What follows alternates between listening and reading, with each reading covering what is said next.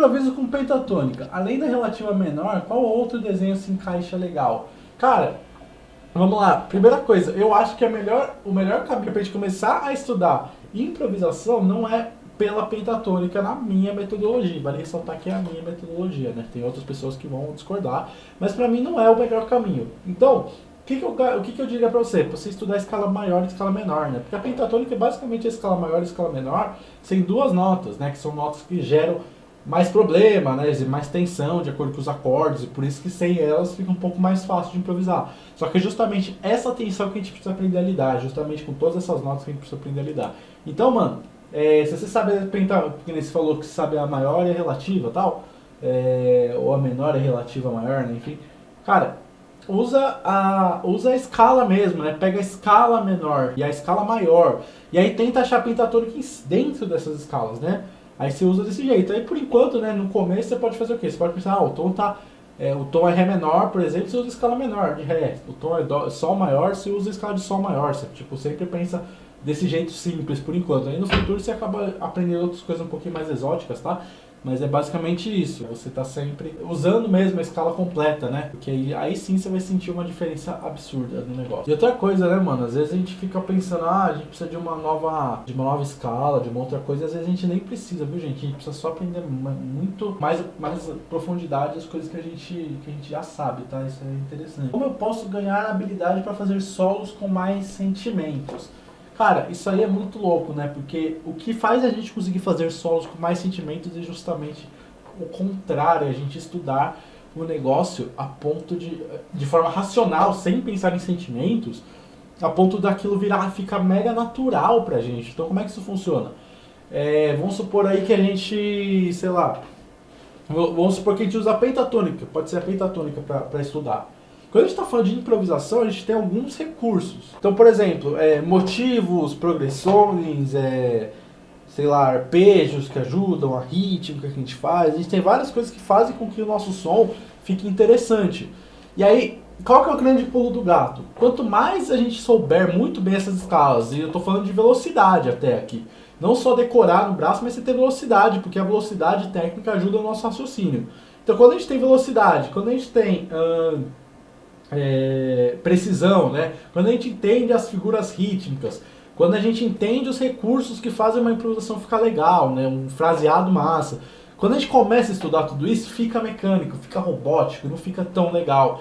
Mas quando a gente consegue deixar isso natural pra gente, ou seja, faz com que a gente consiga realmente tocar bem essas coisas, né? Realmente, como é que eu vou dizer? Isso precisa ser tão fácil pra você, precisa estar tão dentro de você, que aí sim você consegue se soltar tocando, e aí sim você consegue pôr sentimento. Então assim, qual que é o caminho pra você conseguir pôr sentimento quando você tá improvisando? Não é você fechar os olhos e torcer pra alguma coisa aparecer. É você saber o negócio tão bem que aquilo faz quase parte do seu corpo, a guitarra, as digitações. E aí sim você consegue ter essa liberdade para conseguir fazer solos mais emocionantes, porque você consegue realmente aí ter tudo que está dentro da guitarra à sua disposição, né? Sua técnica, seu raciocínio. Então é isso, cara, é estudar mais profundamente as escalas que você usa para improvisar, muito bem, né? Estudar a teoria musical para você entender o que você está fazendo, e estudar sobre improvisação em si, né? Recursos de improvisação que ajudam, né? Tem um vídeo no meu YouTube chamado Como Melhorar Seu Fraseado, que já dá várias ideias. Você considera um bom aluno que decora ou que se esforça?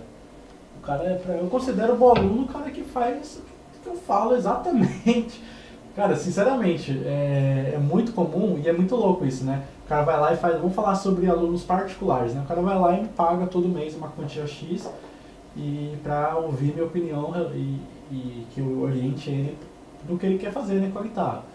E é impressionante, porque a maioria das pessoas você fala pra fazer uma coisa, ela não faz ou faz outra, enfim, né? Então assim, quando eu tenho um aluno que eu falo pro cara, ó, faz isso essa semana, estuda isso essa semana, e ele faz, os resultados vêm, porque assim, se ele tá perguntando pra mim, muito provavelmente é alguma coisa que eu já passei, né? Muitas coisas. Às vezes tem coisas que a gente fica duvidando, né? Fala, pô, será? Funcionou com ele, mas será que funcionou comigo? Só que tem que entender que, tipo, muitas das coisas que eu tô ensinando, tudo que eu tô ensinando, né? São coisas que eu já tentei, já fiz e já deu certo pra mim. Eu não ensino que não deu certo pra mim. E já, pô, são 13 aninhos de guitarra já, né? tocando, eu já fiz muita coisa errada, já estudei errado, eu tive que mudar, por exemplo, a palhetada mais de 2 vezes, já tive que ajeitar a técnica algumas vezes também, já tive que, tipo assim, começar tudo de novo mais de uma vez na improvisação, assim, então, por exemplo, eu tava aí achando que eu estava improvisando de um jeito, mas que eu não conseguia evoluir, quando eu descobri o que eu precisava para evoluir, eu tive que começar do zero, porque diminuir os andamentos, começar bem devagar, pegando tudo, ajeitando tudo, então assim, pra mim, qual que é o melhor aluno? Pra mim, na minha opinião, galera, dos meus alunos, qual é o aluno que eu mais sinto que vai ter resultado? É o aluno que faz o que eu falo, né? Eu falo, bicho, faz isso aí essa semana, faz 1 hora por dia, sei lá. E às vezes nem é questão de tempo. Cara, às vezes o aluno de 15 minutos estuda 15 minutos por dia, toca mais do que o cara que estudou 1 hora. Porque 15 minutos fazendo exatamente o que eu falo, então tendo um estudo focado em cada etapa que eu passo, pode render muito mais do que, sei lá, eu falar pro cara, tipo, estuda. O cara vai lá e senta 1 hora por dia pra tocar, mas ele não faz o que eu falo, ou tipo, faz de outro jeito, fica inventando no meio, né? Várias vezes, cara, teve aluno que, tipo assim, eu acabei desistindo de passar uma coisa muito importante porque eu pedia pra ele falar, tem etapas, né, a música, e o cara não fazia a etapa que eu pedi. Então eu falava, mano, beleza, então vamos ver outras coisas. Porque enquanto você não resolver isso, a gente não consegue continuar falando de improvisação, por exemplo, né? Então, pra mim, o melhor aluno é esse. É o aluno que, cara, eu falei, bicho, faz isso, e não tô falando porque eu sei, não, nada disso. Eu tô falando o professor, né? O cara é o aluno que aceita ser orientado, né? Então, tipo, entende que se ele tá fazendo aula é porque ele não sabe ainda, que ele tem um processo aí pra aprender as coisas. Então, assim, se ele sentou pra fazer aula com alguém, faça essa coisa que o cara tá te pedindo, tá? E é natural no humano se desviar. Todo mundo faz isso. Se eu vou fazer um curso aí de alguma coisa, eu vou me desviar também. É natural. Só que o aluno que menos se desviar, que mais fizer com mais fidelidade o que o professor está falando e dizendo que é um professor legal, com um bom método, com certeza vai evoluir muito mais rápido que todos os outros, tá? Nesse momento, o autodidata às vezes atrapalha um pouco o processo, né? O autodidata é bom quando não tem orientação. Agora, se ele tem acesso à orientação, é melhor, às vezes, nem ser tão autodidata assim. O que você acha daquela frase de Soul, sobre o peixe em busca do oceano? Vou pegar a frase aqui do Soul, pra gente falar. Tem uma história sobre um peixe. Esse peixe foi até um ancião e disse, estou procurando um negócio, um tal de oceano. Aí o ancião falou, o oceano? Você está no oceano. Aí o peixe fala, isso aqui é água, o que eu quero é o oceano. Então é muito louco, né? E na verdade é muito pertinente essa citação sim do Soul, porque ele mostra uma parada, eu não vou dar spoiler, né? Mas às vezes a gente fica procurando uma parada incansavelmente. E ou a gente já tem e não percebeu, ou ela nem é tão boa assim. E na música às vezes acontece isso, né? Eu já tive muitos objetivos que eu demorei muito para alcançar. E quando eu alcancei, não necessariamente era exatamente do jeito que eu queria. Tocar na noite eu acho que é um deles, né? Eu demorei muito para conseguir viver de música por causa de estar tocando à noite. Dando aulas nem tanto, né? Mas tocar na noite demorou para eu conseguir ganhar um dinheiro, ter uma frequência grande aí tocando à noite e tal. Então, tipo, ter uma renda legal. E no final da pandemia, no começo da pandemia, né? As últimas vezes que eu toquei, eu ganhava mais dinheiro tocando na noite do que dando aula, né? Eu ganhava muito mais dinheiro. Então, o pessoal tá, não sei se dá pra ouvir aí, mas o pessoal tá muito louco aqui em casa. Mas enfim, quando eu comecei a realmente trabalhar aí com música, eu percebi que primeiro era muito legal mesmo, muitas das coisas eu realizei, consegui tocar com pessoas que era meu sonho tocar, mas aí eu também percebi que talvez não era o final, né? Eu achava meio que aquele era o final, né? Depois que eu resolvesse isso, eu tava feliz da vida, e não era, na verdade, né? Ainda tinha muito... Eu não tocava ainda não tinha alcançado a liberdade musical que eu queria, ainda não alcancei até hoje. Estou sempre buscando, então continuo estudando, né? Continuo fazendo aí, procurando a minha liberdade musical e minha expressão, né? Segundo, eu não tinha tanto tempo para estudar tipo assim, se eu ainda não estava feliz com o jeito que eu tocava, eu acho que ninguém nunca vai ficar feliz pleno com o que toca, mas assim, eu ainda tinha muito para aprender e tocando muito, eu não tinha o mesmo tempo de estudar, né? Outra coisa, é cansativo, bicho. É cansativo pra caramba tocar. Cara, tinha sábado que eu fazia 3 trabalhos, sei lá, um meio-dia, umas 7 horas e uma meia-noite, saca? Então é cansativo tocar na noite na quantidade que eu tocava. Então assim, não era o mar de rosas que parecia que era antes, né? Não era o mar de rosas. Às vezes parecia o oceano e depois virou água, né? Agora, não quer dizer que necessariamente eu não estava feliz com isso? Lógico que não, lógico que eu estava feliz e tipo assim, era um sonho realizado e que foi maravilhoso. Eu poder viver de música, eu poder viver do que eu amo desde os 10 anos de idade. Minha vida toda, desde os 10 pra cá, eu dediquei minha vida à música, sabe? Então assim, eu poder estar vivendo essa parada é muito satisfatório, né? É muito satisfatório. Agora, não quer dizer que é o final, entendeu? Não quer dizer que não tenha mais coisas que eu preciso crescer com essa parada, né? Eu preciso crescer com isso ainda. Então, assim, eu quero, por exemplo, agora, hoje, uma das coisas que eu agora quero, agora que eu já estou numa fase que eu vivo de música, que eu consigo viver, outra coisa que eu quero é impactar muito mais pessoas do que eu impacto. Então, assim, em escolas de música, eu fico preso a uma região, né? E muitas das vezes, pensando numa região, não é todo mundo que quer tocar guitarra de forma aprofundada, né? Não estou falando no mundo real, tipo, estou falando em escola física, né? Não é todo mundo que quer tocar guitarra de forma aprofundada, tem gente que quer é iniciante, e é legal também, mas aí eu já estou numa fase que eu queria muito cada vez mais ensinar guitarra de forma aprofundada. E aí com a pandemia eu consegui parar e fazer esse curso, né? E fazer esse perfil onde eu ensino música do jeito que eu gosto de ensinar, né? Então, e um curso gravado eu consigo alcançar muito mais pessoas do que dando aula, né? Um a um, né? Eu tenho um tempo, eu tenho um limite. Mesmo que eu separe muitas horas da minha semana, eu tenho um limite. Cara, agora um curso gravado eu posso ter 1.000 alunos, 2.000 alunos, eu posso ajudar mais de, sei lá, 10.000 pessoas se eu conseguir, né? Então, eu acho que hoje em dia eu prefiro, por exemplo, passar mais conhecimento, passar, sei lá, ganhar mais, né? Vou falar de financeiramente, eu prefiro viver de verdade, pagar minhas contas, ensinando algumas milhares de pessoas a tocar do jeito que elas sempre quiseram, porque ajudar as pessoas é muito satisfatório, né? Os feedbacks positivos dos alunos evoluindo é uma coisa que eu sempre amei e agora já com a internet consigo alcançar as pessoas que querem chegar aí no próximo nível, então isso é sensacional pra caramba, assim, pra mim. Então talvez eu prefira mais fazer isso e dar valor, fazer conteúdo pra internet e tocar só toda semana, mas assim, tipo, tocar os sons que eu quero mais tocar, né? Porque nem sempre eu tava afim de tocar 5 vezes na semana. Nem todos os trabalhos eram tão glamourosos, assim, né? Então, assim, eu acho que hoje em dia eu prefiro, se eu puder, balancear melhor quando voltar pós-pandemia total, quando eu estiver vacinado. Eu prefiro balancear melhor e viver, assim, mais da internet e tocar pelo gosto, pelo meu estudo, pela minha satisfação pessoal, do que o que eu fazia antes da pandemia, que era ensinar pouquíssimas pessoas, geralmente bem iniciantes, e nada contra iniciantes, eu gosto de dar aula para iniciantes também, mas eu sempre tive essa vontade de ajudar a galera que quer se aprofundar, né? Mas assim, basicamente antes da pandemia, eu sei lá, tinha uns 10 alunos e tinha uns 10 alunos e tipo tocava, sei lá, 5 6 7 eu cheguei a tocar 10 vezes na mesma semana, né? Prefiro pós-pandemia eu conseguir, sei lá, tocar 2 vezes na semana, assim, estudar bastante e ter umas centenas de alunos, quem sabe, eu já ajudei aí mais de 60 e poucos alunos, assim, né, nos meus cursos. Nos meus cursos e indicando cursos também de amigos. Então, assim, 60 pessoas, cara, pra eu dar aula particular para 60 pessoas não tem jeito, mas com a internet eu consigo ajudar 60 pessoas ao mesmo tempo, né? E muito mais que isso. Então, resumindo, pra mim, tocar sempre foi oceano e quando eu comecei a tocar realmente,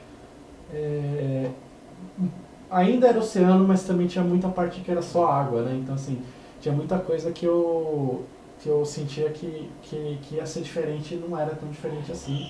E aí acabei tendo que ter um novo propósito, né? E o novo propósito é esse agora, que é ajudar o máximo de pessoas possíveis através da internet, através dos meus cursos, através dos meus conteúdos. E continuar tocando, mas tocando atrás de encontrar o que eu estou buscando com a música. De repente criar um trabalho autoral, que eu sempre quis mais tempo para fazer isso, né? Então, é muito louco, é muito louco. Acho que eu prolonguei bastante nessa pergunta, mas acho que deu para responder. Simplificando o dilema, falta aquele empurrão de ser parceiro e dar aquele empurrão, amigo. O lance de abrir os caminhos de quem procura entender o que já está em evidência, mas oculto. É muito louco isso, né? Essa parada de você ajudar o cara a chegar onde ele quer, né? Cara, isso aí não tem preço. Quando eu comecei a página, foi muito louco isso, assim. Eu nunca me senti do jeito que eu... Logo no primeiro mês, conversei com muita gente vindo me agradecer demais, assim. E até quando eu vendia, né? No começo eu vendia um curso de um amigo meu, assim. Ajudava ele, ganhava uma comissão. Até quando eu vendia, o cara vinha me agradecer, sabe? Tipo, tava ganhando dinheiro e ajudando o pessoal ao mesmo tempo, né? Dando prazer, dando felicidade para as pessoas ao mesmo tempo, né? Então eu achava isso muito louco. E aí acho que foi uma paixão aí quase que à primeira vista, né? Porque depois que eu comecei eu nunca parei. Tem post todo dia, ou praticamente quase todo dia, desde que eu comecei. Tipo assim, nunca parei. Comecei em abril, já faz mais de ano, né? Abril não esse ano, abril de 2020. Faz mais de ano que eu comecei a produzir conteúdo na internet e tô aqui até hoje. Se eu tô aqui até hoje, assim, financeiramente não pensem que eu tô ganhando muito dinheiro, porque tá longe disso, sabe? Tem alguns custos altos também, e o pouco que eu ganho, assim, eu guardo para reinvestir ainda. Tem tanta coisa que eu quero fazer, quero comprar uma câmera melhor, quero contratar gente para me ajudar com, por exemplo, edições de vídeo, para eu conseguir postar mais conteúdo, agilizar mais ainda as postagens das aulas do curso. Então, assim, tem muita coisa que eu quero fazer, então o dinheiro eu não tô nem vendo, eu tô fazendo por amor mesmo, sabe? Tanto as vendas dos cursos, no futuro eu quero ver dinheiro, né? Pra eu poder me dar o luxo aí de continuar fazendo isso, né? Sem ter que voltar a tocar na quantidade que eu tocava, mas assim, agora o dinheiro que entra é praticamente todo reinvestido e eu faço por amor, porque eu gostei da sensação de ajudar o pessoal. Você fica feliz vendo a evolução dos alunos? Pô, demais! Quero ver feliz. Esses dias eu tava feliz da vida, cara. Tem uma aluna minha que começou comigo agora faz pouco tempo, faz um mês no máximo. Não, na verdade, pra falar a verdade, acabou de fazer 2 meses, porque eu acabei de receber a segunda vez, né, da aula particular. Ela faz aula particular comigo. E cara, esses dias eu tava feliz da vida porque eu vi ela feliz da vida porque tinha conseguido tocar Comes War inteiro, né, do Nirvana, né? Então assim, ela tava feliz da vida porque tava tocando essa música do Nirvana, ela ama o Nirvana, né?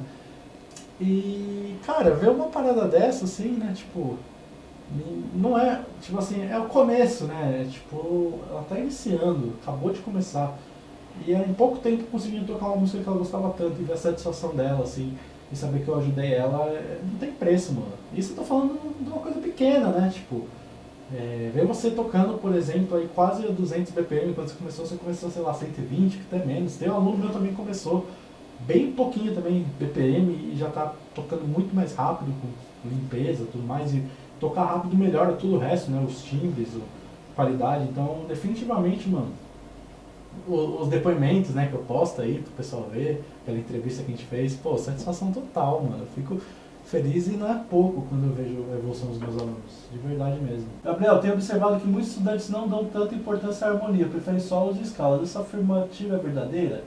Cara, geralmente quem prefere solos e escalas estão interessados em improvisação, né, Evandro?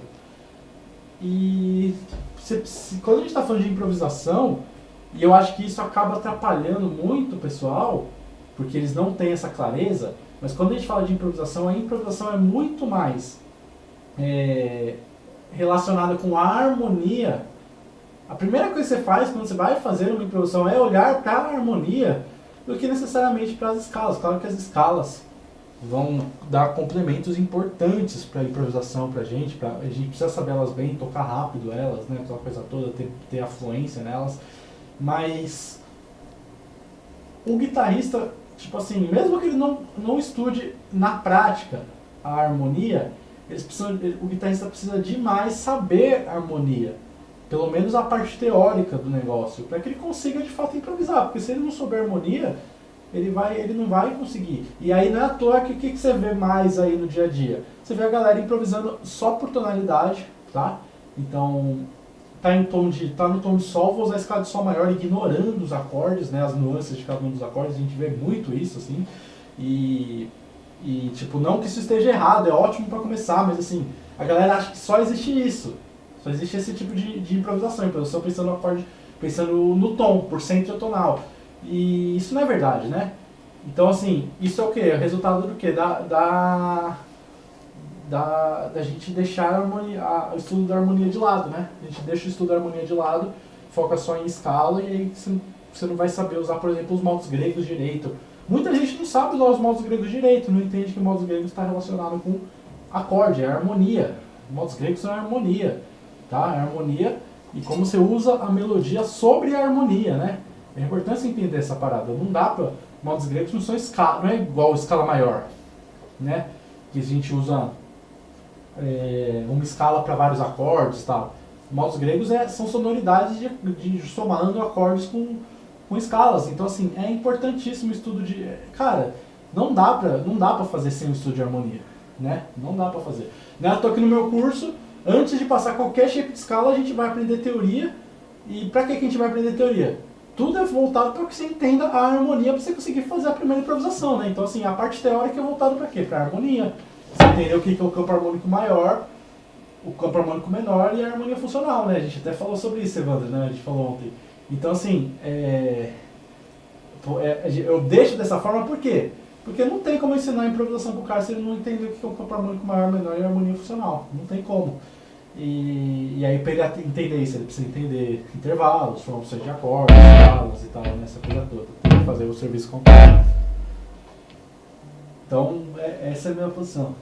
Mas o importante seria os dois andarem juntos, harmonia e improvisação, definitivamente. Definitivamente. Eu digo no sentido que você comentou, né? Tipo, a galera dá muito foco nos solos e eu penso, tipo, mesmo para quem quer focar em solos, precisa, com certeza, estudar a harmonia, né? Mas definitivamente, eu acredito que os dois andam juntos, a improvisação e a harmonia.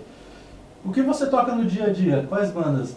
Cara, eu toco jazz, né? Então praticamente eu improviso no meu dia a dia, né?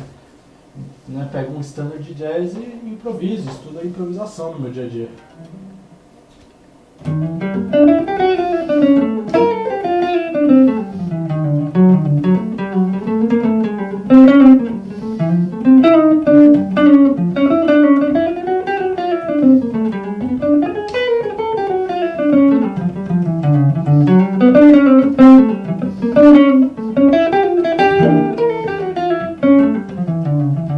Então, assim, e é muito louco, porque eu não tenho muito tempo para tocar quanto eu gostaria de ter hoje em dia, né?